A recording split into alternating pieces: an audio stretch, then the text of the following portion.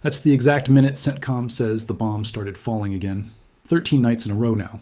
Not one ceasefire that held. Not one quiet evening. Somewhere over Khoramabad, Jask, Avaz, Bandar Abbas, and Keshm Island, American air power lit up the sky for the 13th consecutive time. By the time the strikes wrapped at 9 p.m. Eastern, Iranian state media was already reporting explosions in 5 separate cities at once. 4 people were dead in Avaz alone, 5 more injured. This is night 13 of a war most Americans can't even pinpoint the start date of. So let's fix that right now. February 28th, 2026. That's day 1. President Trump announces what he calls major combat operations. A joint U.S.-Israeli strike campaign hitting Iranian military, government, and nuclear infrastructure sites, all in one night. It didn't come out of nowhere. It came after months of failed talks. Here's signal number 1, nobody flagged loudly enough at the time. In late February, U.S. Special Envoy Steve Witkoff stood in front of cameras and said something that should have made every news desk in the country stop. He said Iran was about a week away from having enough enriched uranium for at least 1 nuclear bomb. Not someday, a week. Iran had been enriching uranium up to the 60% level, nowhere near weapons grade 90%, but far, far past anything a civilian energy program needs. Witkoff's counterpart across the table was a man named Abbas Araghchi, Iran's foreign minister, and the two of them had already been through 3 rounds of negotiations by that point. Geneva, Oman, Rome, every city a fresh chance. Every round ending the same way. Close, but no signature. Here's the secret offer nobody outside the room fully understood. At one point, Iran reportedly proposed blending down its stockpile of near weapons-grade uranium to a lower, safer level in exchange for a scaled-back civilian enrichment program. The U.S. side seemed to send mixed signals right back. One day, American officials suggested they'd tolerate low-level enrichment. The next day, Witkoff was on television saying the red line was 0, not even 1%. That kind of whiplash wasn't an accident. It was 2 sides negotiating in public and in private at the same time, and neither one fully trusting what the other was actually offering behind closed doors. Now, here's the detail I promised you at the top, and I'm not going to explain it yet. There was a third man at that negotiating table in Geneva, next to Witkoff. Keep that name in your head. We're coming back to him. Because right now, the war had already started, and it wasn't slowing down. By May, the fragile ceasefire that briefly followed the February strikes was already falling apart. On May 7th, the U.S. hit military sites in southern Iran and Tehran again, this time saying it was self-defense. A response to Iran allegedly targeting American warships during a naval blockade operation, the Pentagon had codenamed Project Freedom. Iran claimed the strikes hit civilian areas on Keshm Island and in coastal towns nearby. Large explosions were reported in western Tehran. Iran's military said it had targeted U.S. vessels east of the Strait of Hormuz. 2 countries, both claiming self-defense, both striking the other, and the ceasefire that was supposed to prevent exactly this had already collapsed in 10 weeks. By June, delegations were back at the table, working off a memorandum of understanding both sides had actually signed, an attempt to keep the Strait of Hormuz open to sea commercial shipping no matter what else happened. That memorandum didn't survive July. Here's the catch nobody wants to say out loud on camera. Every single time these 2 countries got close to a deal, someone with a reason to blow it up made a move at exactly the wrong moment. On the Iranian side, it was the IRGC, the Islamic Revolutionary Guard Corps, hardliners who see any concession on enrichment as surrender, full stop. On the other side of the equation, Israeli officials have consistently pushed for a much harder line than Washington's negotiators. Full dismantlement, 0 enrichment, no half measures. Neither hardline faction has to win the argument outright. They just have to time 1 strike, 1 leak, 1 inflammatory statement to land exactly when a deal is about to close. And it keeps working. By early July, Iran was accused of attacking multiple commercial ships transiting the Strait of Hormuz, and Secretary of State Marco Rubio said flatly that Tehran had effectively killed the memorandum meant to keep that waterway open.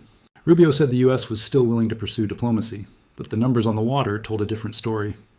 Here's your domino effect, and it's not hypothetical anymore. It's already measured. 5 months ago, before this war, an average of 130 ships passed through the Strait of Hormuz every single day, carrying 1/5 of the entire world's oil supply through a channel just 2 miles wide at its narrowest point. In the 24 hours before July the 20th, according to open-source shipping data, just 9 vessels made that same trip.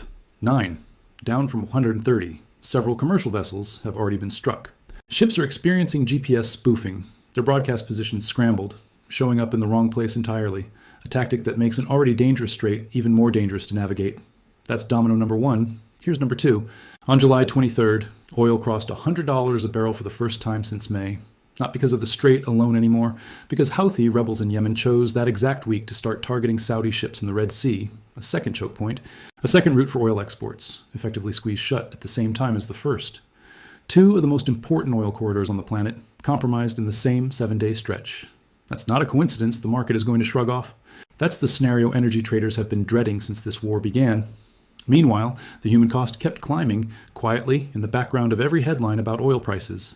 3 American service members were killed in Iranian strikes on a Jordanian base, Wafaq Salti Air Base, with a third soldier initially reported missing before his remains were confirmed. A fourth was killed in a controlled Iranian drone detonation in Iraq. Rubio called their deaths heartbreaking. He said the interceptor systems caught nearly every incoming missile that night, all but one, which he said leaked through, hit the wrong place.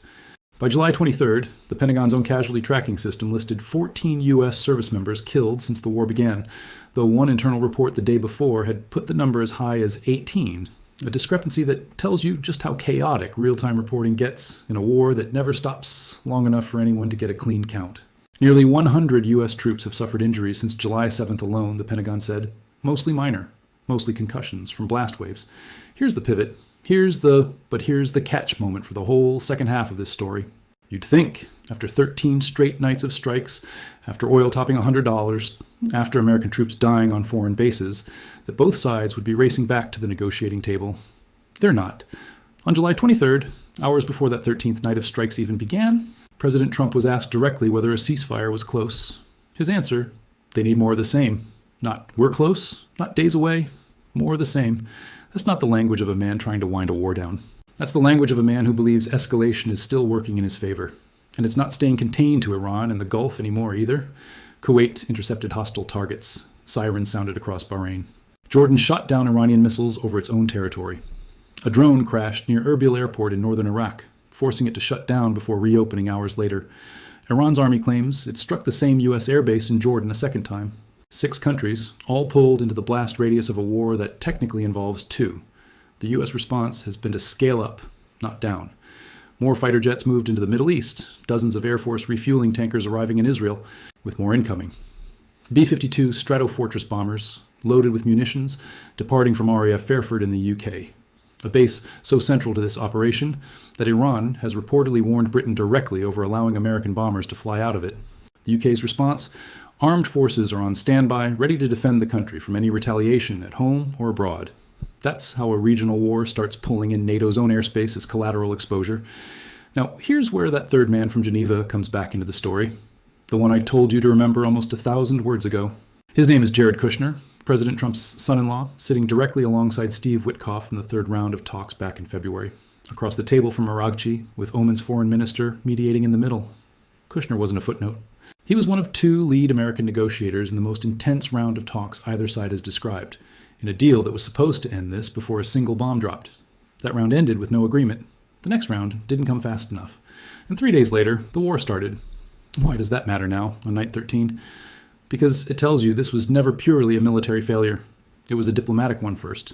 A former son-in-law of the president and a real estate envoy turned Middle East negotiator sat in a room in Geneva with Iran's foreign minister, got close enough to discuss blending down actual uranium stockpiles, and still couldn't close it. Because somewhere off camera, hardliners on both sides had more leverage over the outcome than the men actually shaking hands.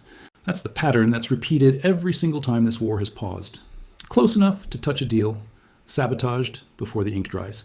So where does that leave the next 72 hours, starting from right now, Friday morning, July 24th? The State Department is reportedly considering relaunching a Middle East task force, a signal, however small, that Washington knows this isn't stabilizing on its own. U.S. forces have redirected 12 vessels since resuming the blockade posture around Iranian waters, according to officials, an operational detail that shows the naval side of this conflict is still actively reshaping shipping lanes day by day, not winding down. And President Trump, as of this week, is reportedly weighing what's being described as a massive attack on Iran, bigger than the strikes we've already seen for 13 straight nights, though officials say no final decision has been made. Here's what nobody is telling you plainly enough on the nightly news. This isn't a binary choice between war continuing exactly as it is or war ending exactly as everyone hopes. There's a third option, and it's the one the last 13 nights suggest is most likely. Escalation that keeps climbing in small, deniable increments, each one just contained enough that no single night forces a full stop until oil, shipping, and casualty counts have all moved so far that going back to the negotiating table becomes politically impossible for whoever moves first. That's the quiet, grinding version of this crisis, not one dramatic turning point. 13 turning points already, and possibly 13 more coming. But officially, publicly, the choice both governments are still describing is simpler than that, even if the reality underneath it is messier.